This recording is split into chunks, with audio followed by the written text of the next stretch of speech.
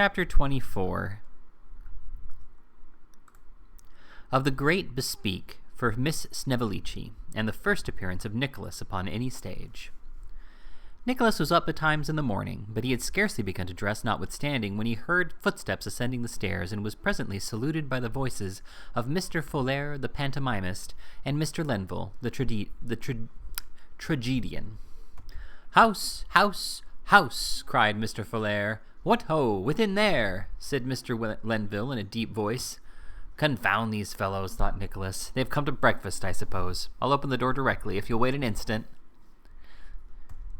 The gentleman entreated him not to hurry himself, and to beguile the interval, had a fencing bout with their walking sticks on the very small landing place, to the unspeakable discomposure of all the other lodgers downstairs. "Here, come in," said Nicholas, when he had completed his toilette. "In the name of all that's horrible, don't make that noise outside." "An uncommon snug little box, this," said Mr. Lenville, stepping into the front room and taking his hat off before he could get in at all. "Pernicious snug." "For a man at all particular in such matters, it might be a trifle too snug," said Nicholas, "for although it is undoubtedly a great convenience to be able to reach anything you want from the ceiling, or the floor, or either side of the room, without having to move from your chair, still these advantages can only be had in an apartment of the most limited size." "It isn't a bit too confined for a single man," returned Mr. Lenville. "That reminds me, my wife, Mr. Johnson. I hope she'll have some good part in this piece of yours." "I glanced at the French copy last night," said Nicholas. "It looks very good, I think." "What do you mean to do for me, old fellow?" asked Mr. Lenville, poking the struggling fire with his walking stick and afterwards wiping it on the skirt of his coat. "Anything in the gruff and grumble way?" "You turn your wife and child out of doors," said Nicholas, "and in a fit of rage and jealousy stab your eldest son in the library." "Do I, though?" exclaimed Mr. Lenville. "That's very good business." "After which," said Nicholas, "you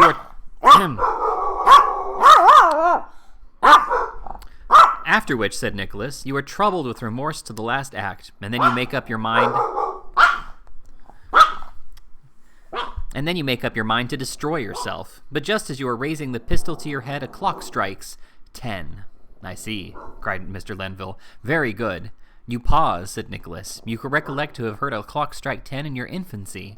The pistol falls from your hand, you are overcome, you burst into tears, and become a virtuous and exemplary character forever afterwards." "Capital!" said Mr. Lenville. "That's a sure card, a sure card. Get the curtain down with a touch of nature like that, and it'll be a triumphant success." "Is there anything good for me?" inquired Mr. Folair anxiously.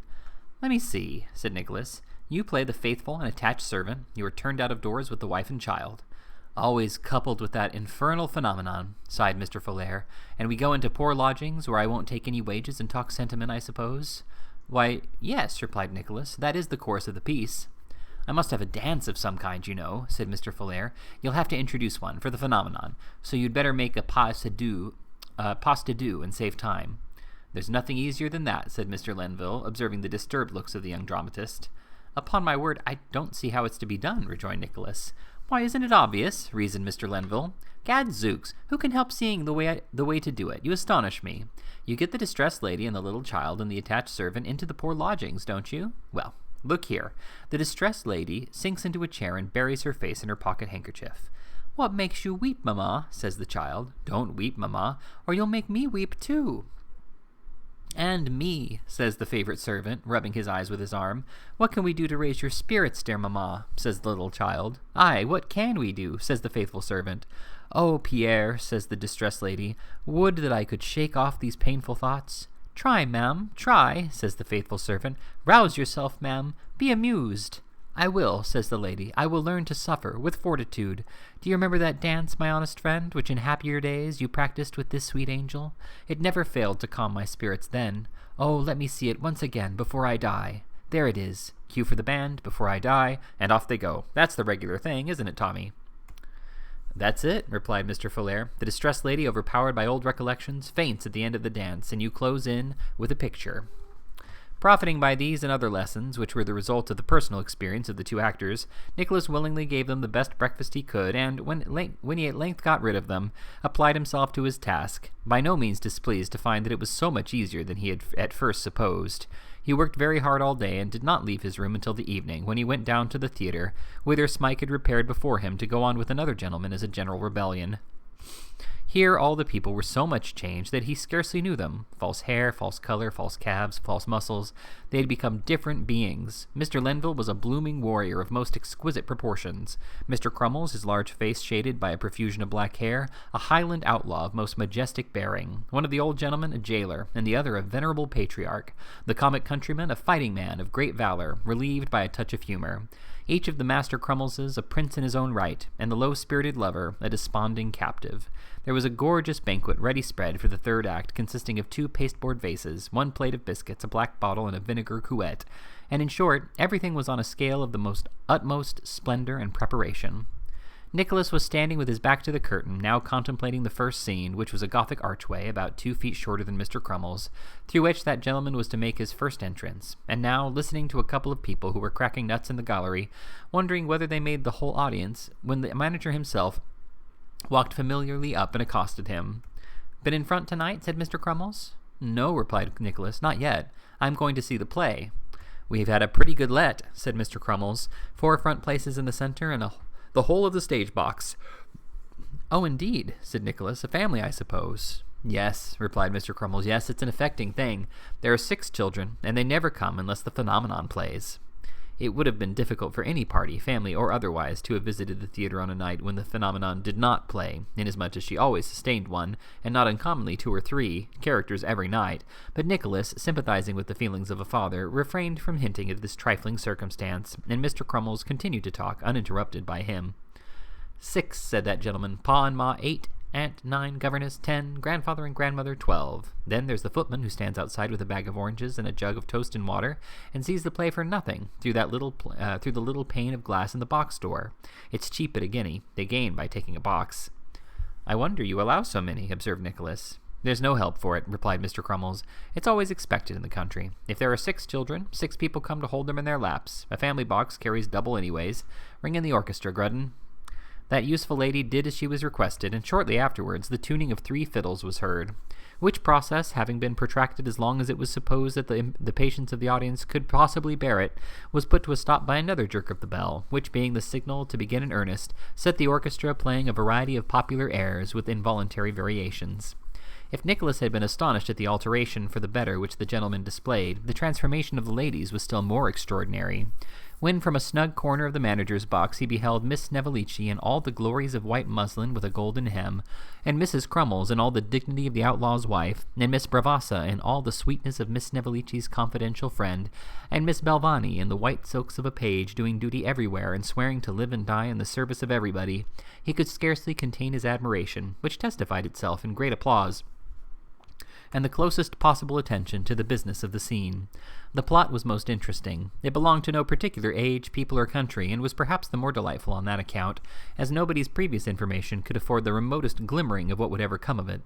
An outlaw had been very successful in doing something, somewhere, and came home in triumph, to the sound of shouts and fiddles to greet his wife, a lady of masculine mind, who talked a good deal about her father's bones, which it seemed were unburied, though whether from a peculiar taste on the part of the old gentleman himself, or the reprehensible neglect of his relations, did not appear.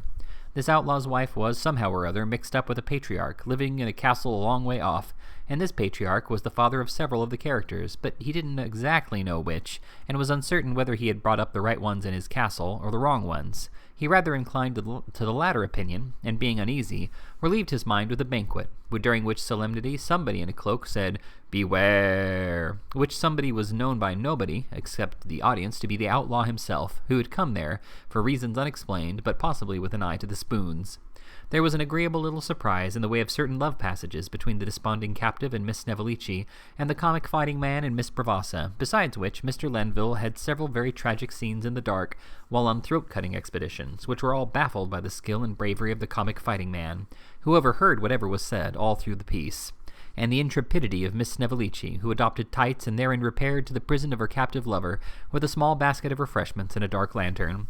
At last it came out that the patriarch was the man who had treated the bones of the outlaw's father-in-law with so much disrespect, for which cause and reason the outlaw's wife repaired to his castle to kill him, and so got into a dark room, where, after a good deal of groping in the dark, everybody got hold of everybody else and took them for somebody besides, which occasioned a vast quantity of confusion, with some pistoling, loss of life, and torchlight, after which the patriarch came forward, and observing with a knowing look that he knew all about his children now, and would tell them when they got inside, said that there could not be a more appropriate occasion for marrying the young people than that, and therefore he joined their hands with the full consent of the indefatigable page, who, being the only other person surviving, pointed with his cap into the clouds and his right hand to the ground, thereby invoking a blessing and giving the cue for the curtain to come down, which it did amidst general applause. "What did you think of that?" asked Mr. Crummles, when Nicholas went round to the stage again. Mr. Crummles was very red and hot, for your outlaws are desperate fellows to shout. "I think it was very capital, indeed," replied Nicholas. "Miss Snevellicci in particular was uncommonly good." "She's a genius," said Mr. Crummles. "Quite a genius, that girl. By the by, I've been thinking of bringing out that piece of yours on her bespeak night." "When?" asked Nicholas. "The night of her bespeak, her benefit night, when her friends and patrons bespeak the play," said Mr. Crummles. "Oh, I understand," replied Nicholas. "You see," said Mr. Crummles, "it's sure to go on such an occasion, and even if it should not work up quite as well as we expect, why, it will be her risk, you know, and not ours." "Yours, you mean," said Nicholas. "I said mine, didn't I?" returned Mr. Crummles. "Next Monday week. What do you say? You'll have done it, and are sure to be up in the lovers' part long before that time." "I don't know about long before," replied Nicholas, "but by that time I think I can undertake to be ready." "Very good," pursued Mr. Crummles. "Then we'll call that settled. Now, I want to ask you something else. There's a little, what shall I call it? A little canvassing takes place on these occasions." "Among the patrons, I suppose?" said Nicholas. "Among the patrons. And the fact is that Snevellicci has had so many bespeaks in this place that she wants an attraction. She had a bespeak when her mother-in-law died, and a bespeak when her uncle died, and Mrs. Crummles and myself have had bespeaks on the anniversary of the phenomenon's birthday, and our wedding day, and occasions of that description, so that, in fact, there's some difficulty in getting a good one. Now, won't you help this poor girl, Mr. Johnson?" said Crummles, sitting himself down on a drum and taking a great pinch of snuff as he looked him steadily in the face. "How do you mean?" rejoined Nicholas. "Don't you think you could spare half an hour tomorrow morning to call with her at the houses of one or two of the principal people?" murmured the manager in a persuasive tone. "Oh, dear me," said Nicholas, with an air of very strong objection. "I shouldn't like to do that." "The infant will accompany her," said Mr. Crummles. "The moment it was suggested to me, I gave permission for the infant to go. There will not be the smallest impropriety. Miss Snevellicci, sir, is the very soul of honor. It would be of material service. The gentleman from London, author of the new piece, actor in the new piece, first appearance on any boards. It would lead to a great bespeak, Mr. Johnson." "I am very sorry to throw a damp upon the prospects of anybody, and more especially a lady," replied Nicholas. "But really, I must decidedly object to making one of the canvassing party." "What does Mr. Johnson say, Vincent?" inquired a voice close to his ear, and looking round, he found Mrs. Crummles and Miss Snevellicci herself standing behind him. "He has some objection, my dear," replied Mr. Crummles, looking at Nicholas. "Objection?" exclaimed Mrs. Crummles. "Can it be possible?" "Oh, I hope not," said Miss Snevellicci. "You surely are not so cruel. Oh, dear me. Well, to think of that now, after all one's looking forward to it." "Mr. Johnson will not persist, my dear," said Mrs. Crummles. "Think better of him than to suppose it. Gallantry, humanity, all the best feelings of his nature must be enlisted in this interesting cause." "Which moves even a manager," said Mr. Crummles, smiling. "And a manager's wife," added Mrs. Crummles in her accustomed tragedy tones. "Come, come, you will relent. I know you will." "It is not in my nature," said Nicholas, moved by these appeals, "to resist any entreaty, unless it is to do something positively wrong. And beyond a feeling of pride, I know nothing which should prevent my doing this. I know nobody here, and nobody knows me, so be it then. I yield." Miss Snevellicci was at once overwhelmed with blushes and expressions of gratitude, of which latter commodity neither Mr. nor Mrs. Crummles was by any means sparing. It was arranged that Nicholas should call upon her at her lodgings at 11 next morning, and soon after they parted, he to return home to his authorship, Miss Snevellicci to dress for the afterpiece, and the disinterested manager and his wife to discuss the probable gains of the forthcoming bespeak, of which they were to have 2/3 of the profits by solemn treaty of agreement. At the stipulated hour next morning, Nicholas repaired to the lodgings of Miss Snevellicci, who were in a place called Lombard Street, at the house of a tailor. A strong smell of ironing pervaded the little passage, and the tailor's daughter, who opened the door, appeared in the flutter of spirits which is so often attendant upon the periodical getting up of a family's linen. "Miss Snevellicci lives here, I believe?" said Nicholas when the door was opened. The tailor's daughter replied in the affirmative. "Will you have the goodness to let her know that Mr. Johnson is here?" said Nicholas.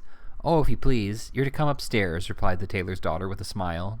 Nicholas followed the young lady and was shown into a small apartment on the first floor, communicating with a back room, in which, as he judged from a certain half-subdued clinking sound as of cups and saucers, Miss Snevellicci was then taking her breakfast in bed. "You're to wait, if you please," said the tailor's daughter after a short period of absence, during which the clinking in the back room had ceased and been succeeded by whispering, "She won't be long." As she spoke, she pulled up the window blind, and having by this means, as she thought, diverted Mr. Johnson's attention from the room to the street, caught up some articles which were airing on the fender, and had very much the appearance of stockings, and darted off. As there were not many objects of interest outside the window, Nicholas looked about the room with more curiosity than he might otherwise have bestowed upon it. On the sofa lay an old guitar, several thumbed pieces of music, and a scattered litter of curl papers, together with a confused heap of playbills, and a pair of soiled white satin shoes with large blue rosettes.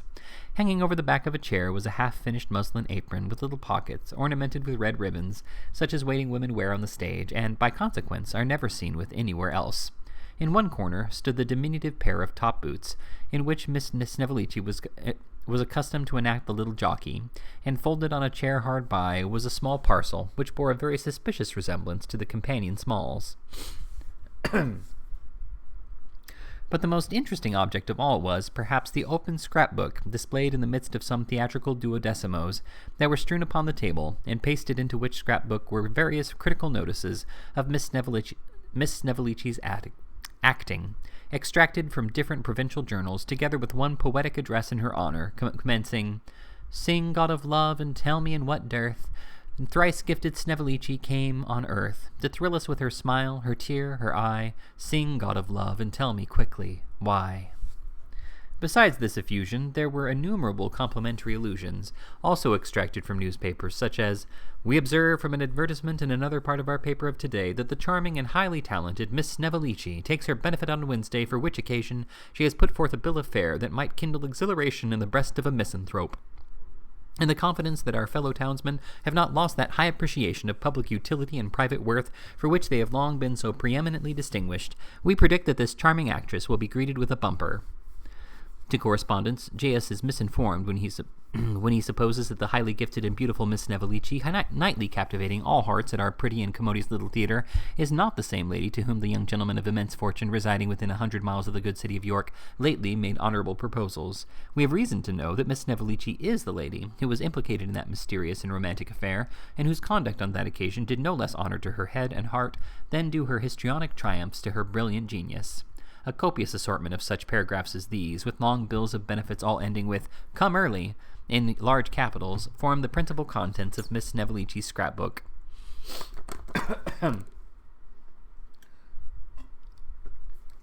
Nicholas had read a great many of these scraps, and was absorbed in a circumstantial and melancholy account of the train of events which had led to Miss Snevellicci's spraining her ankle by slipping on a piece of orange peel flung by a monster in human form, so the paper said, upon the stage at Winchester, when that young lady herself, attired in the coal-scuttle bonnet and walking dress complete, tripped into the room with 1,000 apologies for having detained him so long after the appointed time. "But really," said Miss Snevellicci, "my darling Led, who lives with me here, was taken so very ill in the night that I thought she could have expired in my arms." "Such a fate is almost to be envied," returned Nicholas, "but I am very sorry to hear it, nevertheless." "What a creature you are to flatter," said Miss Snevellicci, buttoning her glove in much confusion. "If it be flattery to admire your charms and accomplishments," rejoined Nicholas, laying his hand upon the scrapbook, "you have better specimens of it here." "Oh, you cruel creature, to read such things as those! I'm almost ashamed to look you in the face afterwards. Positively I am," said Miss Snevellicci, seizing the book and putting it away in a closet. "How careless of Led! How she could be so naughty! How could she be so naughty? I thought you had kindly left it here on purpose for me to read," said Nicholas, and really it did seem possible. "I wouldn't have had you see it for the world," rejoined Miss Snevellicci. "I never was so vexed, never. But she is such a careless thing. There's no trusting her." The conversation was here interrupted by the entrance of the phenomenon, who had discreetly remained in the bedroom up to this moment, and now presented herself, with much grace and lightness, bearing in her hand a very little green parasol with a broad fringe border and no handle. After a few words of course, they sallied into the street. The phenomenon was rather a troublesome companion, for first the right sandal came down, and then the left, and these mischances being repaired, one leg of the little white trousers was discovered to be longer than the other. Besides these accidents, the green parasol was dropped down an iron grating, and only fished up again with great difficulty and by dint of much exertion.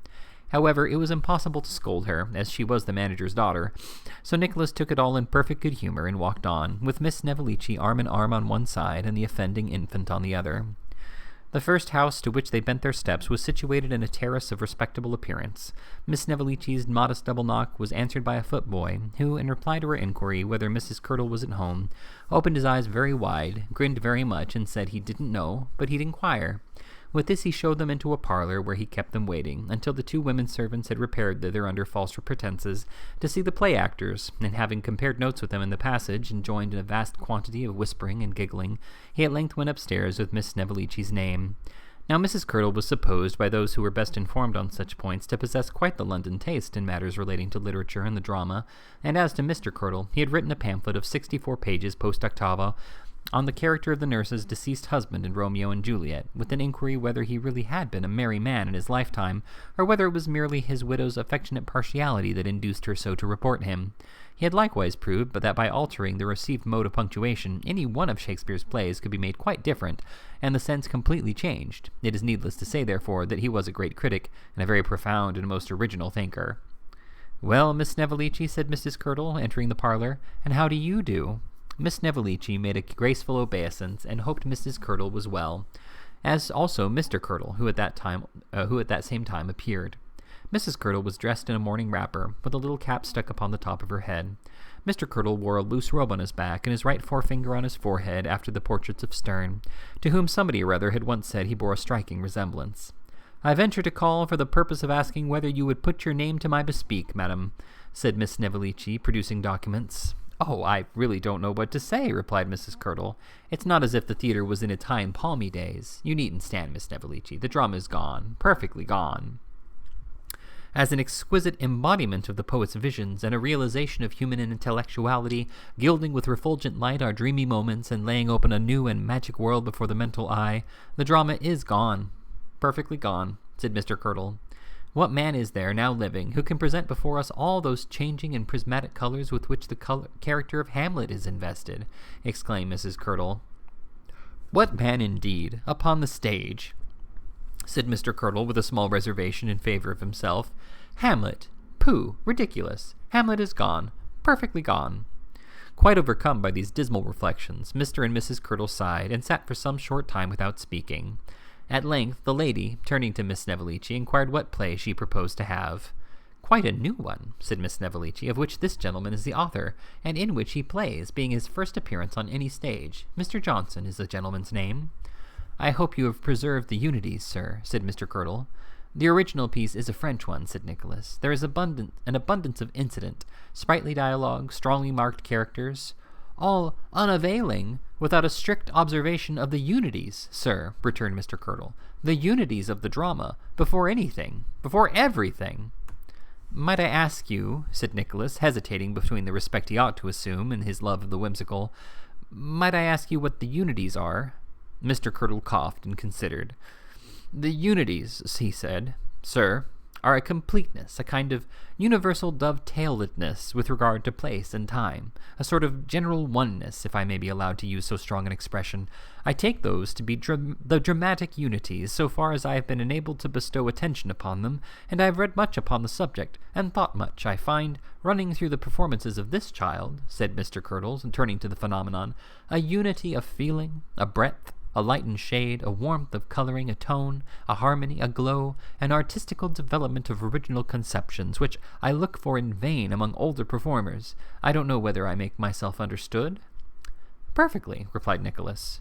Just so, said Mr. Curdle, pulling up his neckcloth. That is my definition of the unities of the drama. Mrs. Curdle had sat listening to this lucid explanation with great complacency. It being finished, she inquired what Mr. Curdle thought about putting down their names. I don't know, my dear. Upon my word, I don't know, said Mr. Curdle.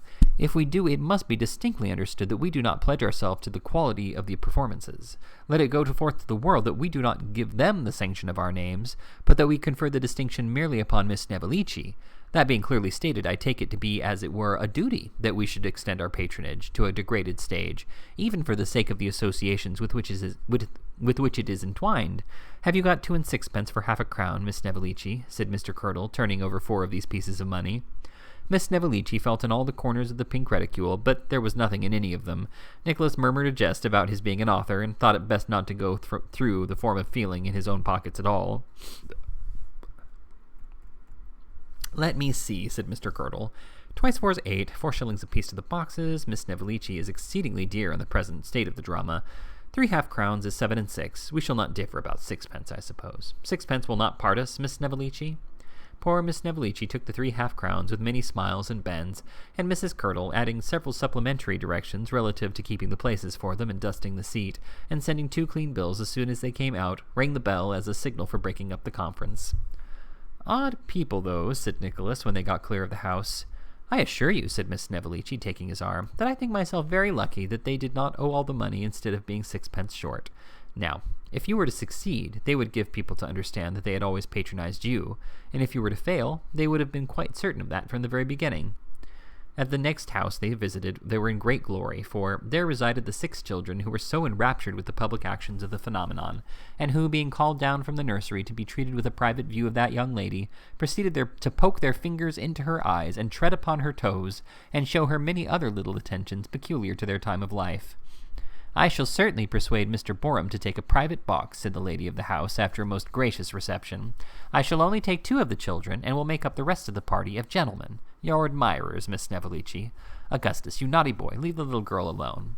This was addressed to a young gentleman who was pinching the phenomenon behind, apparently with a view of ascertaining whether she was real. I am sure you must be very tired, said the mamma, turning to Miss Snevellicci. I cannot think of allowing you to go without first taking a glass of wine. Fie, Charlotte, I'm ashamed of you. Miss Lane, my dear, pray see to the children. Miss Lane was the governess, and this entreaty was rendered necessary by the abrupt behavior of the youngest Miss Borum, who, having filched the phenomenon's little green parasol, was now carrying it bodily off, while the distracted infant looked helplessly on. I am sure where you ever learnt to act as you do, said good-natured Mrs. Borum, turning again to Miss Snevellicci. I am sure where you ever learnt to act as you do, said good-natured Mrs. Borum, turning again to Miss Snevellicci. I cannot understand. Emma, don't stare so. Laughing in one piece, and crying in the next, and so natural and all. Oh, dear. I am very happy to hear you express so favorable an opinion, said Miss Snevellicci. It's quite delightful to think you like it. Like it? Cried Mrs. Borum. Who can help liking it? I would go to the play twice a week if I could. I dote upon it. Only you're too affecting sometimes. You do put me in such a state, into such fits of crying. Goodness gracious me, Miss Lane, how can you let them torment that poor child so? The phenomenon was really in a fair way of being torn limb from limb, for 2 strong little boys, one holding on by each of her hands, were dragging her in different directions as a trial of strength. However, Miss Lane, who had herself been too much preoccupied in contemplating the grown-up actors to pay the necessary attention to these proceedings, rescued the unhappy infant at this juncture, who, being recruited with a glass of wine, was shortly afterwards taken away by her friends, after sustaining no more serious damage than a flattening of the pink gauze bonnet and a rather extensive creasing of the white frock and trousers. It was a trying morning, for there were a great many calls to make, and everybody wanted a different thing. Some wanted tragedies, and others comedies. Some objected to dancing. Some wanted scarcely anything else. Some thought the comic singer decidedly low, and others hoped he would have more to do than he usually had. Some people wouldn't promise to go because other people wouldn't promise to go, and other people wouldn't go at all because other people went. At length, and by little and little, omitting something in this place and adding something in that, Miss Snevellicci pledged herself to a bill of fare which was comprehensive enough, if it had no other merit. It included, among other trifles, 4 pieces, divers songs, a few combats, and several dances. And then they returned home, pretty well exhausted with the business of the day. Nicholas worked away at the piece, which was speedily put into rehearsal, and then worked away at his own part, which he studied with great perseverance, and acted, as the whole company said, to perfection. And at length the great day arrived. The crier was sent round in the morning to proclaim the entertainments, with the sound of a bell in all the thoroughfares. And extra bills of 3 feet long by 9 inches wide were dispersed in all directions, flung down all the areas, thrust under all the knockers, and developed in all the shops.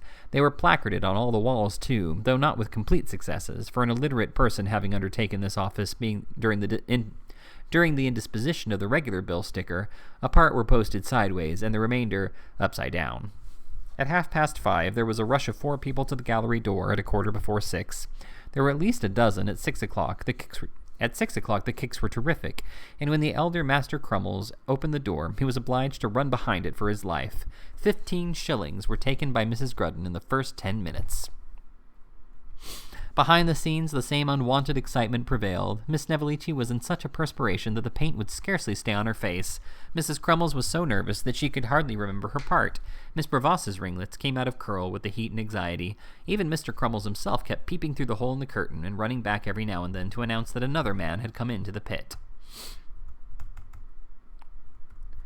At last the orchestra left off, and the curtain rose upon the new piece. The first scene, in which there was nobody particular, passed off calmly enough, but when Miss Snevellicci went on in the second, accompanied by the phenomenonous child, what a roar of applause broke out. The people in the ballroom box rose as one man, waving their hats and handkerchiefs, and uttering shouts of "Bravo!" Mrs. Borum and the governess cast wreaths upon the stage, of which some fluttered into the lamps, and one crowned the temples of a fat gentleman in the pit, who, looking eagerly towards the scene, remained unconscious of the honor. The tailor and his family kicked at the panels of the upper boxes till they threatened to come out altogether. The very ginger-beer boy remained transfixed in the center of the house. A young officer, supposed to entertain a passion for Miss Snevellicci, stuck his glass in his eye as though to hide a tear. Again and again Miss Snevellicci curtsied lower and again the applause came down, louder and louder. At length, when the phenomenon picked up one of the smoking wreaths and put it on sideways over Miss Snevellicci's eye, it reached its climax, and the play proceeded. But when Nicholas came on for his crack scene with Mrs. Crummles, what a clapping of hands there was! When Mrs. Crummles, who was his unworthy mother, sneered and called him "presumptuous boy," and he defied her, what a tumult of applause came on. When he quarrelled with the other gentleman about the young lady, and producing a case of pistols, said that if he was a gentleman he would fight him in that drawing-room until the furniture was sprinkled with the blood of one, if not of two, how boxes, pit, and gallery joined in one most vigorous cheer. When he called his mother names because she wouldn't give up the young lady's property, and she, relenting, caused him to relent likewise, and fall down on one knee and ask her blessing, how the ladies in the audience sobbed. When he was hid behind the curtain in the dark, and the wicked relation poked a sharp sword in every direction save where his legs were plainly visible, what a thrill of anxious fear ran through the house. His air, his figure, his walk, his look, everything he said or did was the subject of commendation. There was a round of applause every time he spoke. And when at last, in the pump and tub scene, Mrs. Grudden lighted the blue fire, and all the unemployed members of the company came in, and tumbled down in various directions, not because that had anything to do with the plot, but in order to finish off with the tableau, the audience, who had by this time increased considerably, gave vent to such a shout of enthusiasm as had not been heard in those walls for many and many a day. In short, the success both of new piece and new actor was complete, and when Miss Snevellicci was called for at the end of the play, Nicholas led her on and divided the applause.